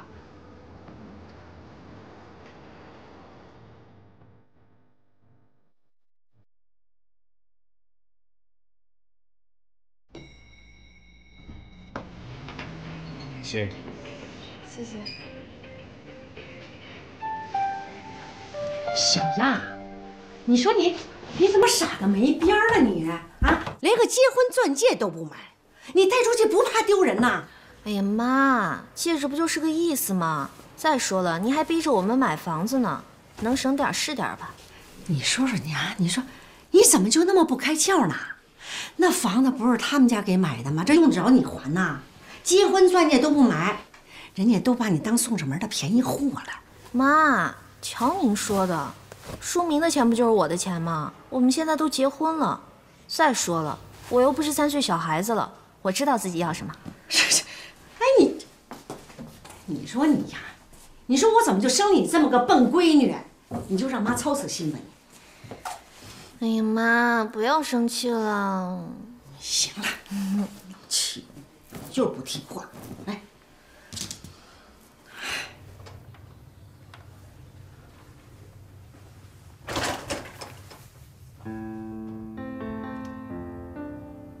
周小婉对吧？是，您是？我是你的3世面见官，我已经听人力资源部说过了，说你各方面都挺优秀的。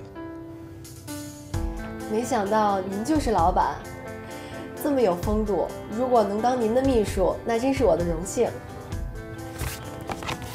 我也很荣幸。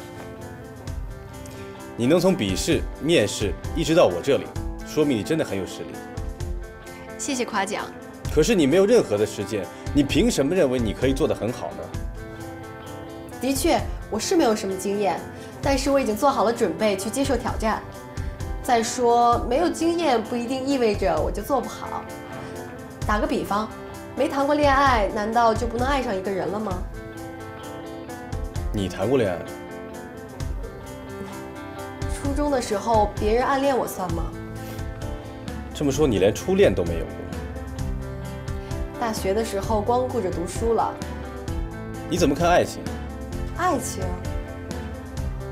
对于爱情，我比较信奉莎翁的观点。莎翁认为，爱情不是树荫下的甜言，不是桃花源中的蜜语，不是轻绵的眼泪，更不是死硬的强迫，而是建立在共同基础上的心灵沟通。所以，爱情应该是心灵上的两情相悦，不离不弃，是曾经沧海，是巫山之云，是友情饮水饱，是天长地久，是海枯石烂。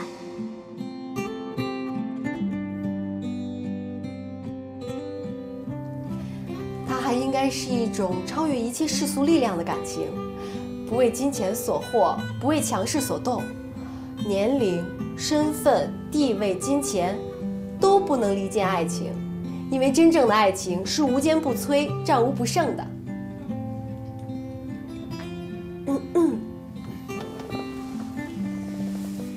你是照着书本谈恋爱啊？你们这一代人最大的悲哀就是很多事情都没做过，而只是想当然。所以我走向社会，决定实践。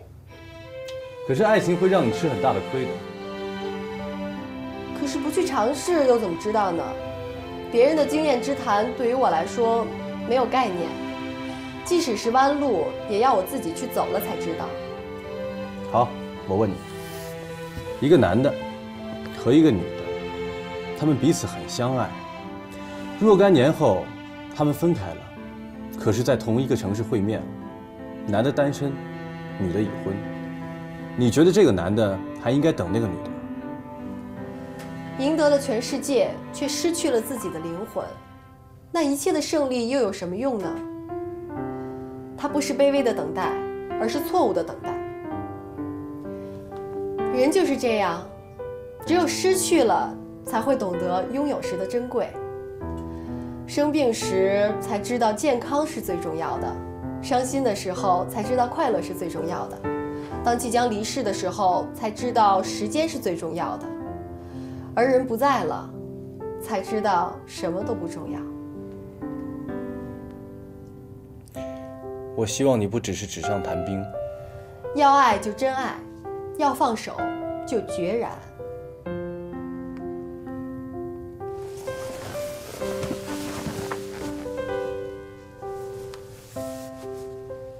你被录取了。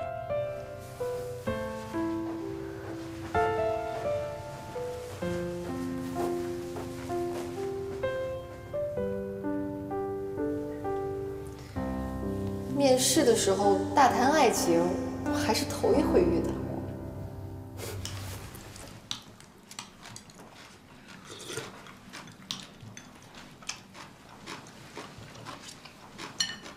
什么时候走啊？干嘛呀？要赶我走啊？啊？他不是那意思，他是说呢，这不小亚跟小明这不新婚嘛，啊，这个新婚就不能长期这么分得住啊。那人年轻人说这段时间是培养感情的阶段，要不这么着，我看呢，让建国搬出来，你搬他那房间住几天，怎么样？妈，你看人的意思，你就别费心了，咱不折腾了。好吧，不这样。周景国，怎么了？怎么那么没有男人风度啊？就算你不是个男人，我还是小亚他妈呢，你就好意思看我睡在那沙发上啊？再说了，就你那个屋子臭烘烘的，你以为我喜欢在那儿住？那你可以回家呀，我们热烈欢送。真的，走吧。我真是越来越瞧不起你了。是吗？我真搞不懂，你说你这么大的人了，怎么就一点人情世故都不懂？竟然还要赶我走！我要不是为了我女儿，你以为我乐意在这待着呀？你可以走，门儿开着呢。周建国，你是不是太过分了？你行了，你说你们烦不烦呐？啊，这都成亲家了，就不能互相让着点吗？啊？走吧。哟，妈，亲家母啊，你吃完了再走啊。您少说两句行不行？拽谁呢？对不起啊。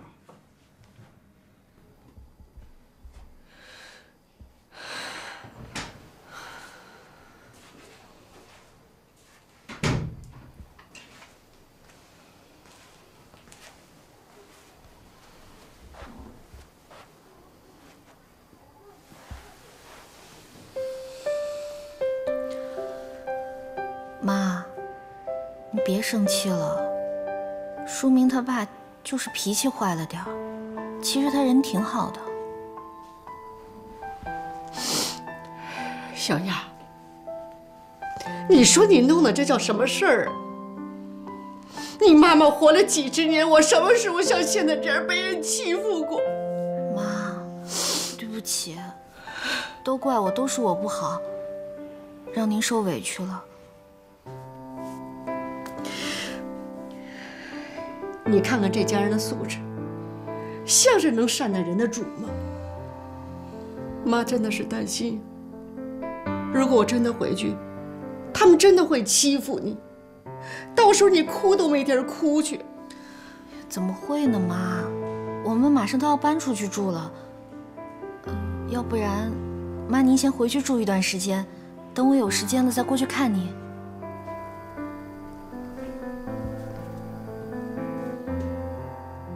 不行，我还真不能把你人丢在这儿，我还真得要待在这儿。妈要保护你，我不能让他们欺负你。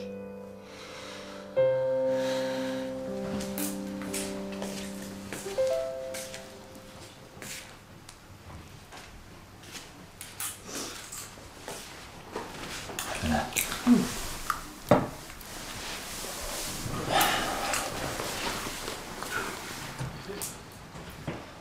奶奶、爸、哥，我回来了。怎么才回来呀？啊？哎呀，我买衣服去了。什么衣服啊？快来！哎呀，我现在正式宣布，我亭亭玉立，倾国倾城，闭月羞花，沉鱼落雁，才貌双全。掌门，行，赶紧说。我找到工作了。真的？哎呀，我孙女可真了不起。要找也是打扫卫生，有什么了不起的？谁打扫卫生啊？秘书，亚永酒店老板秘书。哎，那个酒店是不是你办婚宴那个酒店呢？是，挺好的呀，多气派呀！建国，你闺女可出息了啊！好像他要当经理似的，不就秘书吗？能挣多少钱？是。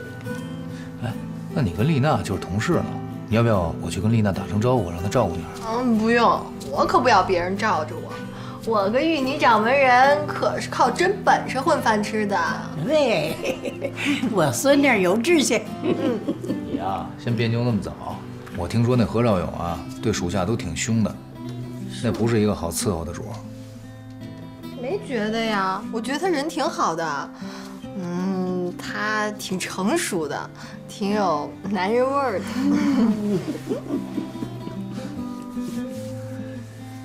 哎呀，挺巧，咱们兄妹俩要在同一天给别人去当奴隶了。你也找到工作了？老牛给我找了一份杂志社的活，明儿我也上班。哎呀，这么说咱是双喜临门呐！好，从此以后没人烦我了。切。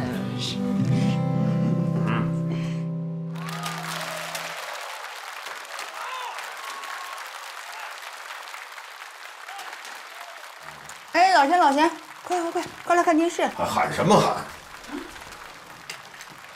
现在的电视有什么好看的？哎呀，你快来看吧！你看，现在的年轻人真是不可理喻，这面都没见的，竟然都敢千里迢迢跑去结婚去。这超前也不能这么超前呢，真不知道这父母啊是怎么教育孩子的。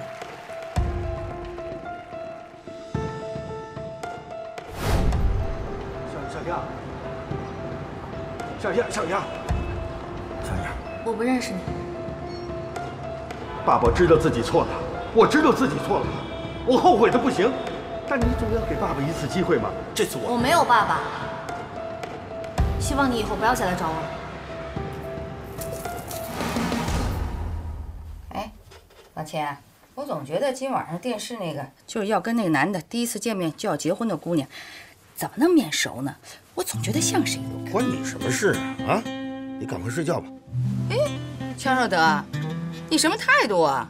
什么叫我什么态度？我一直是这个态度，你又不是不知道。钱少德，怎么着？你反了啊？在这跟我耍大爷脾气是吗？我告诉你啊，你别以为你在外面被大家捧着，你就可以回到家里对我颐指气使的。你也不捂住心口想想，你离了我，你狗屁都不是，给我来横的，哼，门儿都没有。我可不是你的什么前任。前任？对呀，我就说嘛，这姑娘怎么这么面熟呢？哎呦，难道真是你和苏桂英生的？哎，你给我老实交代啊！她是不是你女儿？你给我……哎呦，别闹了，别闹！不行，你给我起来啊！还真叫我猜中了啊！我就说嘛，你今晚怎么回来跟掉了魂一样，拉个脸子给我看？感情是你姑娘偷着结婚没搭理你呀，跑我这儿来玩失落是吧？你呀，别自作多情了，人家根本就没把你当亲爹。你有完没完啊？真是烦人！哎，你干嘛去？你上哪儿去？你给我回来！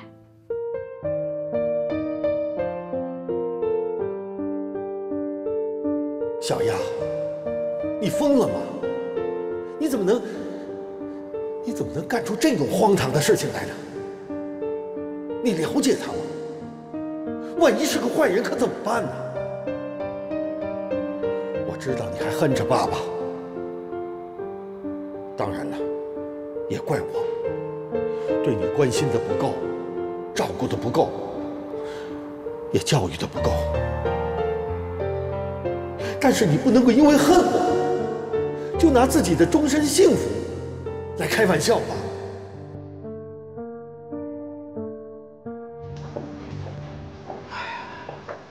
你说我这哥们儿的命怎么这么好啊？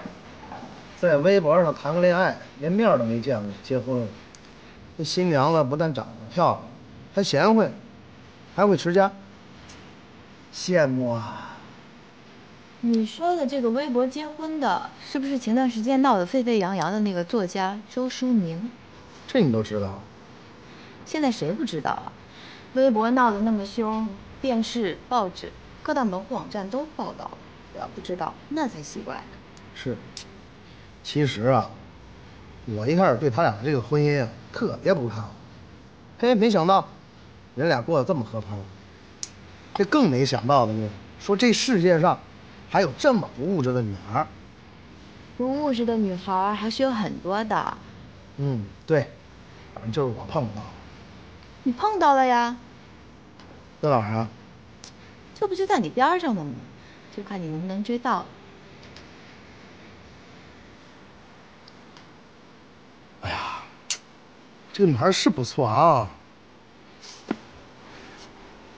哎呀，这更不错呀，我要追一追。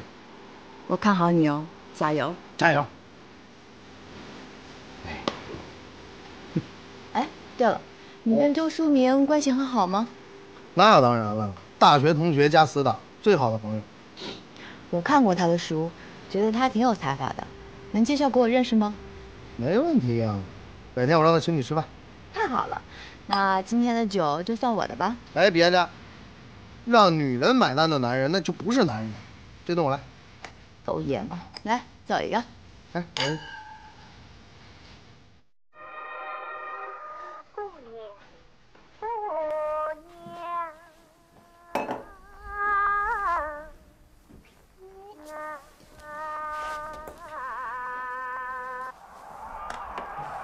哎，周建国，你太没素质了吧？你没看我在看电视啊？光你看电视，别人不看了是不是？你已经看了大半个晚上，我没跟你计较。现在是体育节目，我每个星期都要看，别跟我唧唧歪歪。嘿，你这人可真够逗的，就你还学人看球赛呢？你上过场吗？你懂规矩？你知道球员叫什么名字吗？我年轻的时候我踢过球，就你唱过戏吗？你上过台吗？你上了台就你这模样，人不用板砖拍你。周建国，其他的一些进攻机会呢也有。周建国，我告诉你。你还真别狗眼看人低！我告诉你，当年我苏桂英那在团里那可是台柱子，要不太团的台柱子。我要不是当年因为腰闪了，我告诉你，就是你这个小样儿，你想见见我？我告诉你，在这没门儿。就你，真逗！太过分了吧？我就过分了，怎么着吧？拿过来。不给。拿过来。不给。这抢什么抢？就这个了。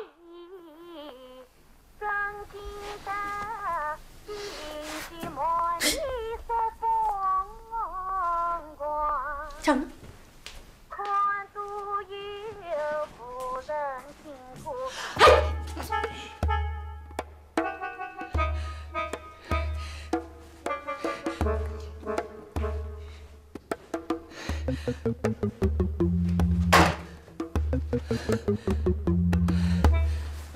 小时候啊，总盼着过年的时候能买件新衣裳。后来长大了呢，倒是买了不少新衣裳，可是再也没有那种感觉了。今儿我找着了，嘚瑟！我还就嘚瑟了，我这就让全世界人都知道我老婆给我买了件新衣裳，我发微博了。哎，别啊，日子是用来过的，不是用来秀的。说得好，删了它。哎，你明儿什么安排啊？明天丽娜说她会早点下班，让我早点过去。这样的话呢，我顺便可以了解一下北京的职场，看看有没有什么适合我的工作。好事，下班以后我接你。嗯。哎，刚才在外面，小婉跟你们说什么呢？那么兴奋？找工作的事儿。真的啊？什么工作？在亚永酒店，给何少勇做秘书。这样子啊？怎么了？啊，没什么，我是觉得何少勇那个人不太好相处，回头我给丽娜打个电话，让她多照顾一下小婉。不用了，小婉小的时候也被宠坏了，让她到社会上历练历练，好事。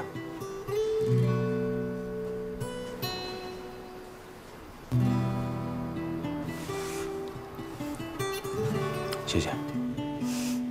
谢什么呀？就因为没买那个戒指啊？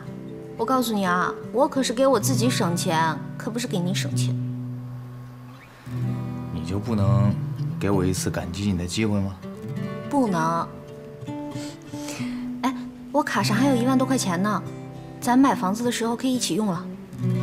瞧你这话说的，我怎么可能会拿你的钱呢？什么你的我的，我们都是一家人了，不分彼此。周建国，周建国，你出来！我告诉你，今天你不出来，我陪一晚上，你知道今晚不是怎么回事？干嘛呢？跟你们没关系，你们睡你们去。周建国，你出来！不是，哎呀，不是，不是，这白天说好让我睡，不是凭什么他睡在屋里？干什么呀？这是，这太不讲理了！妈，你坐下。这是怎么了？来啊？怎么了？不是，老太太，老太太，我跟您说哈，这个。咱不是白天说好了吗？叫周建国睡在客厅里边吧。你看他一个人睡到屋里去，你说你让我睡到哪儿去？是不是？啊，就这个事儿啊，好办，我把他叫出来，去把你爸叫出来。我不去，奶奶，他那脾气。不是，那我这么着行不行？我睡沙发，让阿姨跟小雅一块睡。那什么话呀？你们俩刚结婚呢，这是啊培养感情的阶段，怎么能分开住啊？那不行，我喊不是建国，建国，建国，出来！咋的？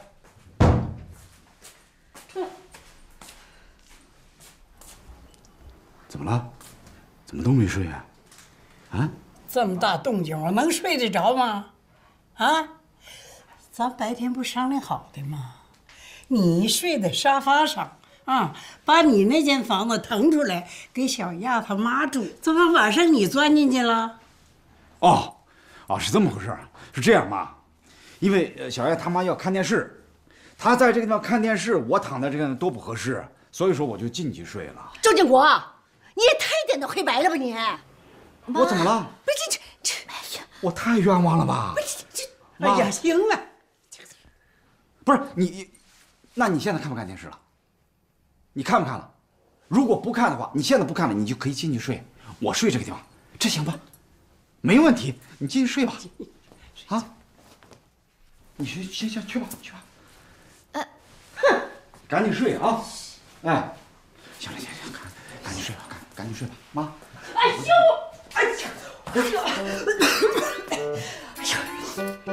你那屋什么味儿啊？怎么那么臭啊？你说你怎么那么不讲卫生呢？哎呦，苏桂英，不是你睡着了就闻不着了。哎，不是，这不是行了啊，算了，爸，阿姨你也别生气，就这么着吧。我睡沙发，小亚，你赶紧带妈进去。哦。奶奶，就这样吧，我跟我妈睡里屋，让书明睡沙发吧。大家都早点睡吧啊！走了，快走了！哎，快走了，妈！这，走吧。